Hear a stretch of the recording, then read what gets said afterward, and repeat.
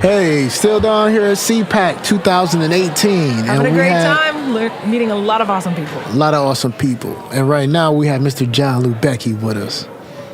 Welcome. Thank you. Welcome. Thank you for having me on. Oh, no problem, bro. No problem, bro. Welcome.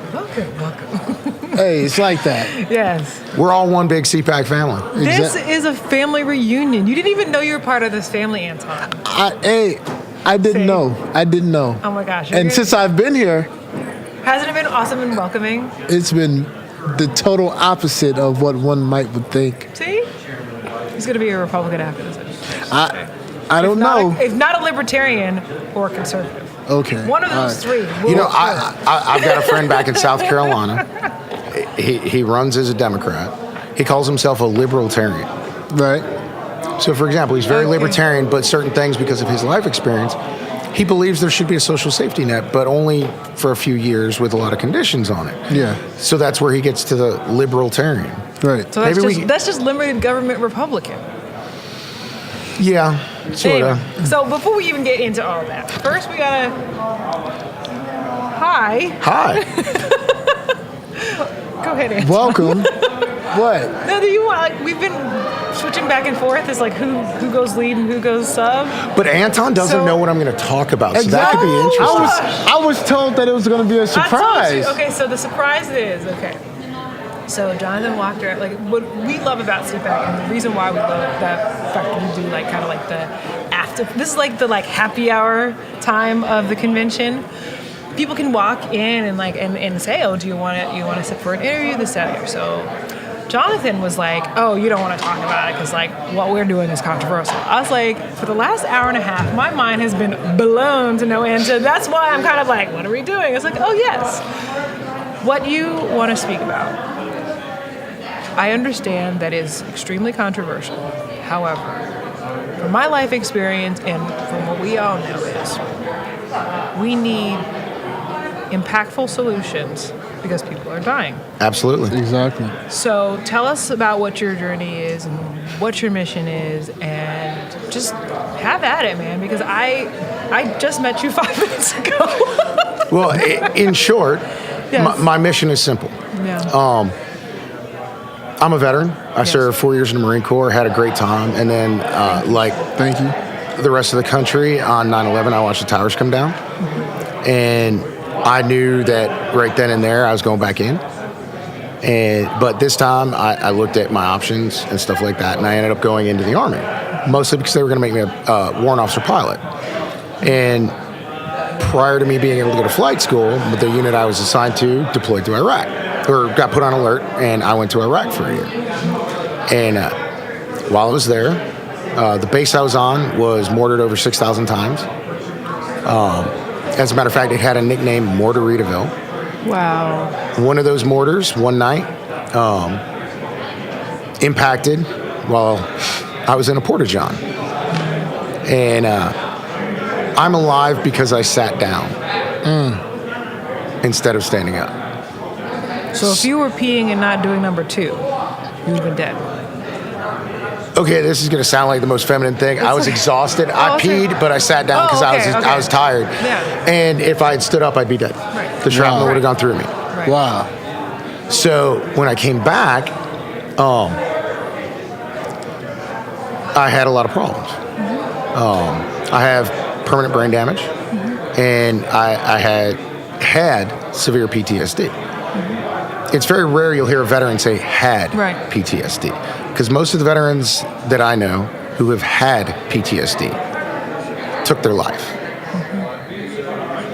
PTSD is a terminal illness. We lose 22 veterans each and every day. Yeah. 5 days in my life, I should have been part of that 22 number. And so I continually searched for a treatment that worked. The VA solution was 42 pills a day. Yeah, I've heard a lot of it. They're trying to just... With horrid side effects, I've heard the that. whole 9 yards. Yeah. Right. And that's not acceptable. Completely by accident, I found out about a DEA, FDA, NIDA, National Institutes for Drug Abuse, clinical trial in Mount Pleasant, South Carolina, which is just across the Ravenel Bridge from Charleston, that was showing promise. So I called up, and honestly, I was willing to try anything. I mean, if you came up to me and said, chew on my shoe, it'll cure your PTSD, I'd probably chew on your shoe. That's how desperate I was. And so, you know, I've spent time in a mental institution. You know, when you try to, when you know, you slice your wrists open, they tend to do that. Nothing helped. And then I met two truly wonderful people that saved my life. Their names are Michael and Annie Midhofer. And I went and I talked to them and I told them what was going on. And I was the 26th person in a 25-person FDA phase 2 trial. The only reason I was accepted was because I lived down the street. And so I went in and 3 times for 3 different treatments, 6 to 8 weeks apart. It reduced my symptoms by 50%. It made my suicidal ideology disappear. My last treatment was 3 years ago, and I'm better now than I was after my treatment, in part because I know I'm going to be alive tomorrow. Imagine living your life every day thinking that you're going to kill yourself tomorrow or today or next week. It limits you when you can't walk into a big room because you'll get a panic attack, things like that. Yeah. And so I literally went from being in a mental institution to working on Senator Rand Paul's presidential campaign as a veterans director on a national level. In 2021, this treatment should be approved by the FDA. Phase 3 trials start in 14 separate locations in a few months. 3 of them are international, 2 are in Canada, 1 is in Israel, and the rest are here in the United States. Nothing I've told you has been very controversial yet, has it? No. All right. The treatment is extensive psychotherapy under the influence of ecstasy. Ecstasy? Yes. The Are you rave drug from the surprised? 90s. Are you surprised? I mean, when I think of ecstasy, I think of... Is that Molly? Yes. Yeah, individuals losing their sexual inhibitions and you know, being either happy or hypersexual. But you're telling me that there's another effect that helped you. Absolutely. And it's not just me. As I said, phase 1 and phase 2 FDA trials are now complete, and the results are astonishing. 2/3 of the individuals who have gone through it no longer have PTSD. Wow. The other third have, like myself, have a 40 to 60% reduction in symptoms. Me personally was a 50% reduction in symptoms. Wow. So let me ask you a question. All right. If we were talking about cancer and and pick your pharmaceutical company says, we have a drug to treat cancer. It cures 2/3 of the people who take the drug, and it shrinks tumor size by 50% in the other 1/3. Would you do it? How long do you think it would be before that was authorized for treatment? Well, for me, that's a trick question. Yeah, because they say there's money in the sickness and not the cure. That's the station. Exactly. And this is one of the reasons. So the organization that is performing this research is called MAPS, Multidisciplinary Association for Psychedelic Studies. The executive director, Rick Doblin. Because even the word psychedelic, for me, Oh, it freaks people out. it's not only that it freaks people out, but MK Ultra comes up. You know what I mean? Absolutely. So I'm like, that's what I'm more concerned about. Not that it's X and it's a rave drug, but I think government, I think abuse, I think, you know. What if I told you that government hasn't financed any of this? It's all been private donations. As a matter of fact, That almost makes it better, to be honest. And Rebecca Mercer of the Mercer Foundation actually, in the past 2 weeks, donated $1 million to this research. It's been entirely privately funded, and they're actually doing it in such a way that no one will ever be able to patent this treatment. Wow. Wow, like free energy or something, Yeah. kind of. So when you returned, how effective or how involved was the government or the armed service in making sure that you received the assistance that you needed as a veteran? Yeah. So let me tell you a story about my first suicide attempt.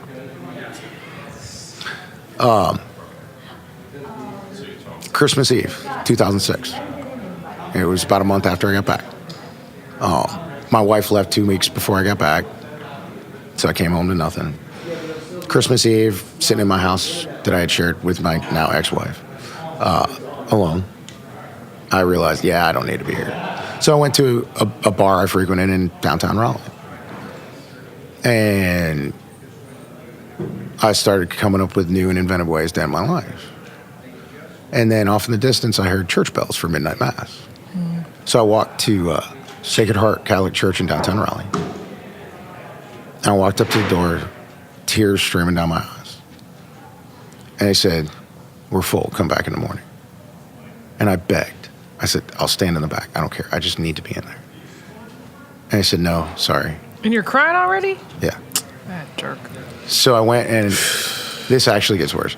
Oh my God, I'm already about to cry, so I can't get worse. So I went and I sat at the Veterans Memorial on the Capitol grounds in downtown Raleigh for about an hour, trying to figure out exactly how I was going to end my life.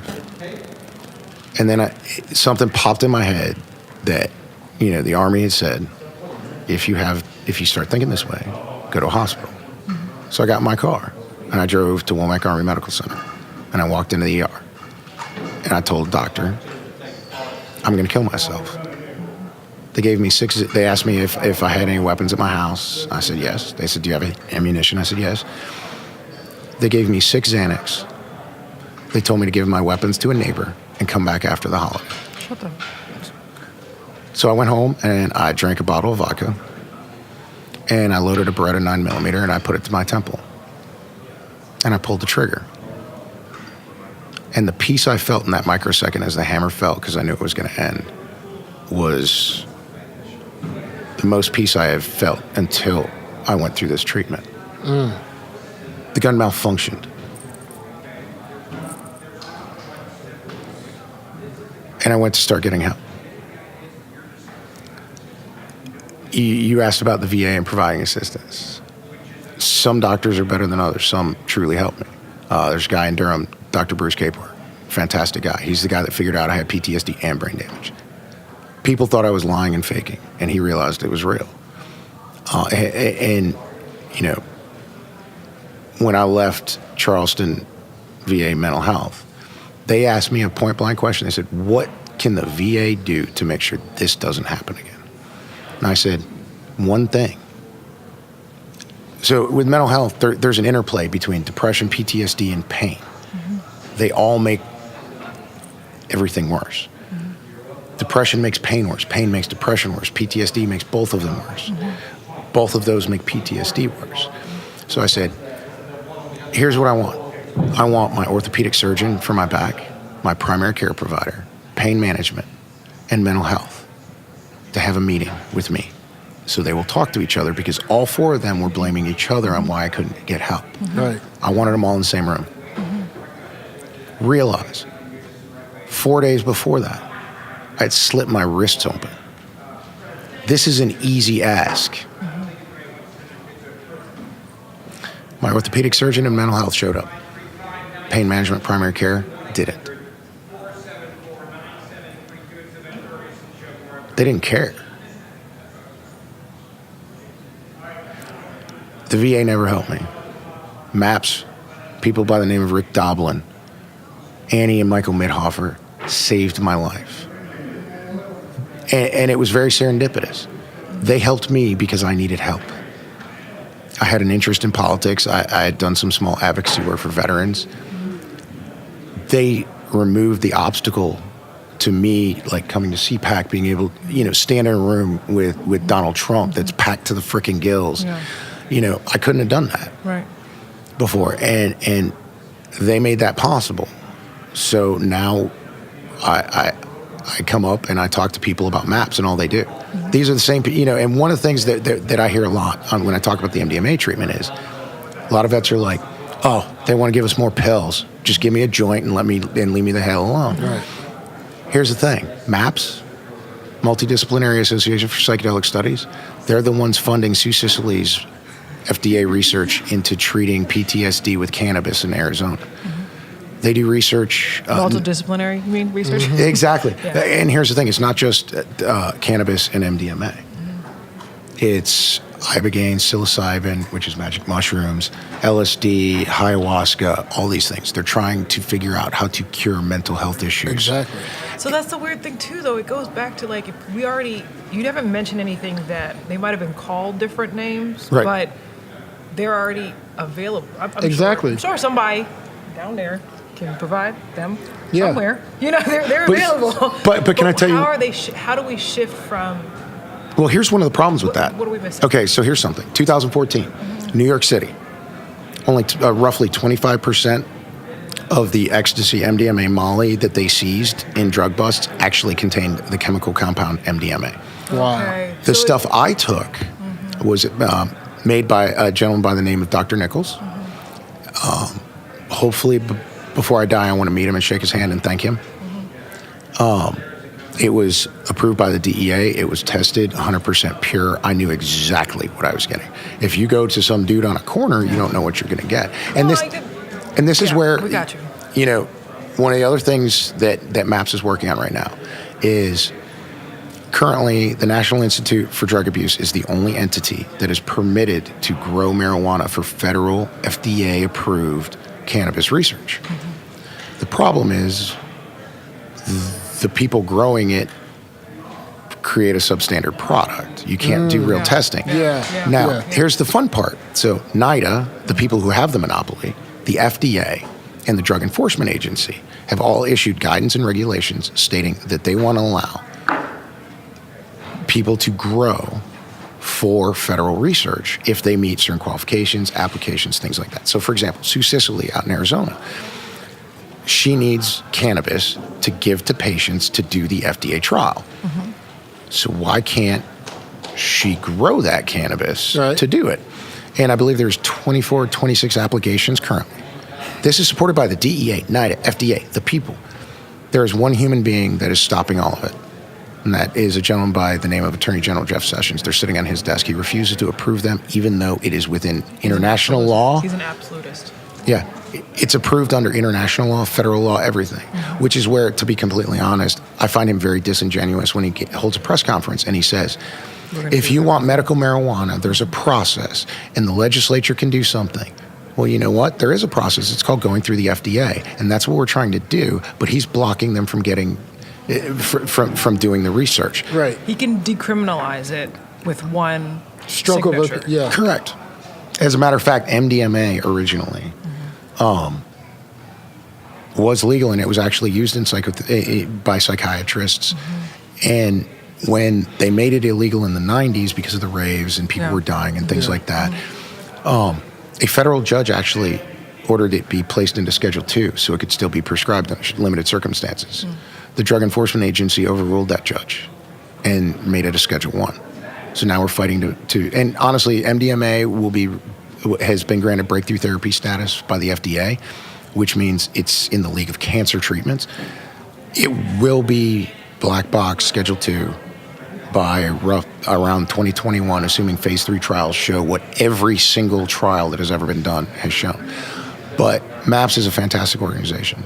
They're doing so much research. You know, one of the questions I've been asking, around CPAC is, we keep talking about how do we keep guns away from crazy people? Yeah. How about we cure the crazy people? Right. Yeah. Right. Yeah. Right. Well, I mean, I think, first of all, thank you for sharing your story. Oh, no problem. Yeah. There's a lot of, I don't even want to get into how Yeah. important this conversation is for me personally, because I've lost a loved one and all I'm that sorry. other stuff. But I just think that I don't have anything to say. I'm just impressed by the that I strength was able to hear you and meet you. That's, and impressed by the strength on both fronts. The front, in Iraq, and also the battle that you had here with, putting it back together again. So I should have lost that battle. no, it's not a should. Here's what I What mean. should happen is what happened. But what I mean by should is the 5 suicide attempts that I talk about Right. should have been successful, all 5. That doesn't count the numerous times I stood on a bridge, the numerous times I wanted to jerk my wheel and smash my car into a bridge above it. that was like every day. These are 5 times that my life should have been extinguished. But one of the questions you asked in the beginning, and this ended up being a very long answer. We needed to have what's it. my mission? My mission Right. is simple. I've been through a lot. My mission is to ensure that I can prevent as many veterans and humans as possible from having to go through what I did. Right. Because, we get sent over there and we get asked to do really, really horrible things. Mm-hmm. And we all hope it's for the greater good. But what I have an issue with is when we come home Yeah. and they say, we want you to go do these really evil, we want you to go stare evil in the face and let it touch you and stain your soul. But when you come back, Act like nothing happened. the things that can help you, the things that can treat you, the things that can cure you, if you touch them, will lock you in a cage. Mm-hmm. And I find that morally repugnant. Yeah. So they basically, you're expendable. Yeah. Your soul is expendable. And then look at how many of our veterans who come home and end up in prison Yeah. because they have turned on certain switches and haven't turned them off when they come home. At the end of the day, it's like And how many of them are in prison because they self-medicated with cannabis? Exactly. Yeah. Or they self-medicated with another Schedule I narcotic? I'll tell you something else that's somewhat controversial. There is zero scientific research, and I actually want to try and find somebody to do this research. I have multiple friends who have blast injury TBIs. Mm-hmm. They get very horrible migraines. 3 times a week, 8 hours a day, they're done. Interestingly enough, a lot of them, when they get a migraine, they do a very tiny amount of cocaine, and it makes it disappear. I have a TBI, and I'm prescribed Concerta. I went from 42 pills a day to 1, and it's Concerta for my head injury, and that's a stimulant. Right. So I kind of get where cocaine being a stimulant, I can see the science. I mean, it's a naturally occurring thing, so, But my question is, we have these substances on this planet that people say are evil and horrible. If it helps somebody who's suffering, and we can regulate it, and we can make sure that if your concern is diversion or your concern is people using recreationally, we can have those discussions. But for the person who is suffering, why wouldn't you want them to get better? why are you denying them, especially after all you've asked them to do? Right. Their answer is, hey, here's some opiates. Yeah. Let's get you hooked on those. Yeah. And then when we say, whoa, you've got a problem, so we're going to take them away, that veteran goes and finds heroin. Yeah. I mean, we have an opiate epidemic in this country. Yeah. Everyone knows this. And you know what? They didn't start it by smoking weed. Yeah. They didn't start it by doing MDMA. They started it because they got hurt and they went to a doctor's office and they got prescribed this. And the pharmaceutical industry created drugs that were so potent and powerful. Oh, by the way, they probably contributed to all the candidates and kept the incumbents in. And some of them knew that their products were being abused and that there were ways to prevent the abuse. And they refused because they knew it was being abused and they didn't care who bought it. Right.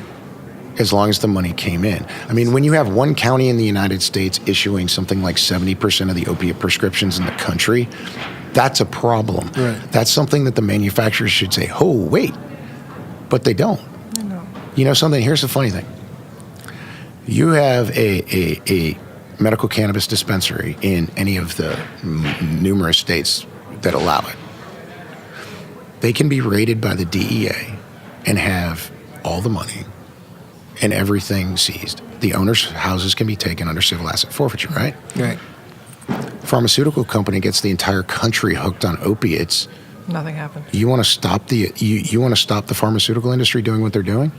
As much as I hate civil asset forfeiture, go seize a pharmaceutical company and all their assets, putting the shareholders out in the cold.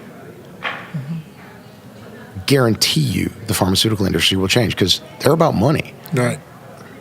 You shut one down like that, everybody else is going to be terrified, and the shareholders will keep them accountable because shareholders don't want to get stiffed. And that's where we are today. There's no accountability. It's also there's no accountability for the vaccinations. So we've become somewhat these guinea pigs for these big pharmaceuticals and hooking us on things or injecting things in us that they really don't know the outcome that they may have when it comes to us, right? But you have individuals who are suffering, who know what they need and how it will affect them, and they're constantly denying them. This continues. I was a guinea pig. You know, I was part of an FDA trial. I was a guinea pig you just talked about. But you know what?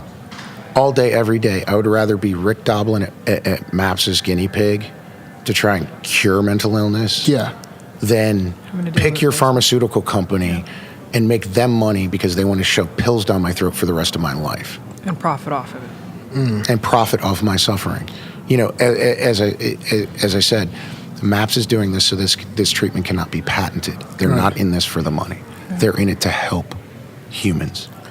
Wow. MAPS sounds like, you know, the direction that we need. I mean, because let's look at it, man. You know, hearing your story, what kid who wants to defend his country is going to be motivated to join the armed services?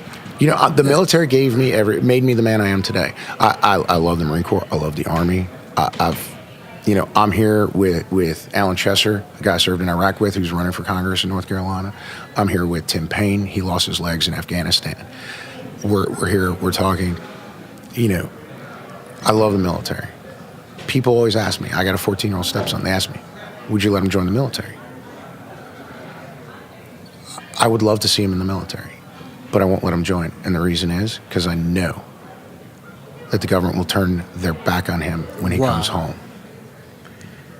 That hurts.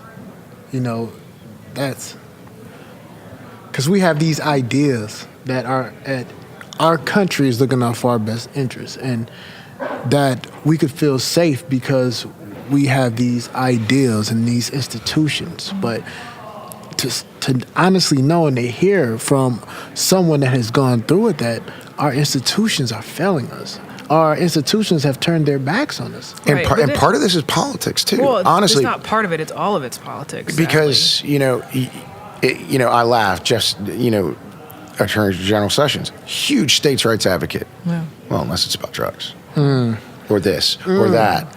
And, you know, my theory has always been, I look for great ideas. If I hear an idea or a bill or whatever, first thing I ask myself is this right or wrong? Then I ask, is this constitutional or not? You know a question I don't ask? What was the party of the person who introduced it? Right. You know, this is CPAC, and I'm going to say something. You can say whatever you want, Jonathan. Barack Obama. I can't tell you how many people here who are like, I want to reverse everything he did. You know what? Barack Obama made a campaign promise in 2008 that he was going to eliminate veteran homelessness. He did not succeed, but he did reduce it by 50%, more than any president that has ever served this country. And, you know, that's where I get frustrated, is because it's about the party. It's about this. It's not about making this a better country. You really want to make America great again? Let's listen to good ideas and not care where they come from. That's the slogan right there. No, and I think that's powerful. But I think from the last few days, and it definitely gelling with your story and your conversation, it's like, now that we know how bad it is and how bad it could be, when more and more citizens and more responsible beings learn the truth, this country specifically is a place where we can do something about it. Absolutely. And I'll tell you, you know, I just told you probably something that neither of you had heard before, that Barack Obama, you know, the giant Democrat devil. Right. Well, we don't feel that way. But that he reduced veteran homelessness by 50%. Yeah. Right. You know what I want Donald Trump's legacy to be? 100%? Nope. I want to see the MDMA treatment made to Schedule 2, 2021. He should still be in office. And I want him to issue an executive order breaking the NIDA monopoly on growing marijuana for federal research that Jeff Sessions is holding up. If he does those two things, one of Donald Trump's legacies will be that he cut veteran suicide in half. Wow. That would be 11 veterans each and every day that are alive because of Donald Trump. That's a legacy.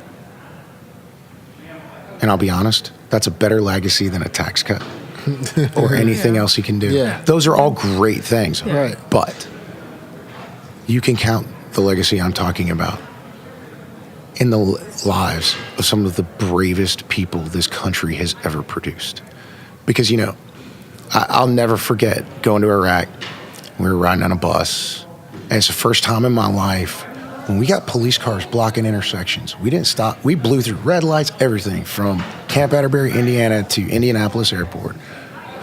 And I'm like, you know, this is kind of weird. And we're on the plane, and every one of us, every guy I served with, we all knew we might be coming home in a pine box. We may be buried under a flag, and that we may be asked to give our life for our country. The thing that 22 veterans a day never realized is that they would give their life for their country on U.S. soil by their own hand. Right. And too many people talk 22 veterans a day. We need to fix this. We need to do better. You do. We do. As a country, there are solutions, but you've got to get over things like weed is the devil's lettuce, and MDMA is a rave drug, Yeah. and LSD is for hippies. We got to change the narrative, because what's working, you know, what we think is working is really not working. Oh, well, And we know that it's not working. Yeah. I mean, I honestly would love to get a meeting with Attorney General Sessions, and I'd love to tell him my story, and I want to ask him one question. Would he rather I put a joint in my mouth or a barrel of a gun? Because that is a choice that veterans face every day. And you know what? We have a process, and everybody keeps screaming. I live in South Carolina. We don't have medical marijuana. I've testified in our state Senate. Oh, and our state totally screwed our medical marijuana. And we've actually got a really conservative, tight, awesome bill. And it's interesting because the opponents to it is law enforcement. And I sit there and I watch the head of law enforcement in the state of South Carolina, and he continually says, we have a process. Go through the FDA. We'll support it when it's FDA approved, but you have to do the research. We can't do the research if you can't get them the cannabis, because NIDA has a monopoly. And here's the funny thing. We have given a government agency, NIDA, a monopoly that they don't even want. So you basically don't want it to happen. Yeah. But I want to ask Jeff Sessions that question. Should I die, or should I be allowed the medicine I need? For his flawed value system. You know what? I'm going to tell you, compassion is a Christian value. It's that simple. We're not talking about everybody in the U.S. toking up at once, although it'd be a much better country if that happened. But you know, you want to be compassionate. These are people with true, and I'm not talking about the people that say, you know, I have a little insomnia now and then, give me a card that says I can smoke as much weed as I want. We're talking people with epilepsy. You know, I talk to moms who don't know when their kid might die because they have epilepsy. You know, fellow veterans, people with cancer. How dare you say they should be put in a cage? How dare you say, you've got to go through the process, but oh, by the way, we're going to make sure that process doesn't work. And now they have the oils that are now $2,400 a serving. Yeah. So it's totally cost prohibitive. Yeah. I mean, that's what we're dealing here in Maryland, where it's like, you know, you basically are like, well, you have the solution, but it's not available in this county, so you got to, you know, travel over here while your terminally ill wife is at home, and you have to leave her with some stranger. I mean, it's like... And if you cross this imaginary line... you're now a felon. And here's the thing, you know... we fixed the problem. Well, and here's the other thing, you know, I come up to definitely. D.C. a lot, obviously, and, you know, the borders for D.C., Maryland, and Virginia... are very porous.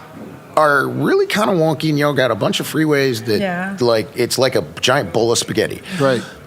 And I can understand, you know, and you're sitting here getting your medicine, and you're wondering, did I just cross into Virginia? Is a Virginia state trooper going to pull me over and throw me in jail? Yeah. You know, these are solutions. And here's the thing, I'm not saying, and here's the funny thing, I am not asking Donald Trump to legalize weed. I am not asking Donald Trump to legalize medical marijuana. I'm asking Donald Trump to allow the research, because his appointee, Jeff Sessions, is preventing people from even doing the research. You know what? Here's a question for Jeff Sessions. If you are so convinced that medical marijuana is a scam, why won't you allow the research? Because they know the answer. Right. They don't like the answer, so they want to make sure we don't get the answer. On that note, we're going to post this up, and maybe Jeff Sessions might actually hear it. We'll see. We'll see. Again, bruh. Jeff Sessions, if you listen to this, you can contact this radio program and get my phone number. You're also the Attorney General of the United States. My name is Jonathan Lubecky. Last name is spelled L-U-B as in boy, E-C-K-Y. I guarantee you have a way to get my phone number. Again, thank you. And keep up the good work, bruh. Tell MAPS we thank them for you, too. I absolutely will. Thank you. All right. It was a pleasure meeting you.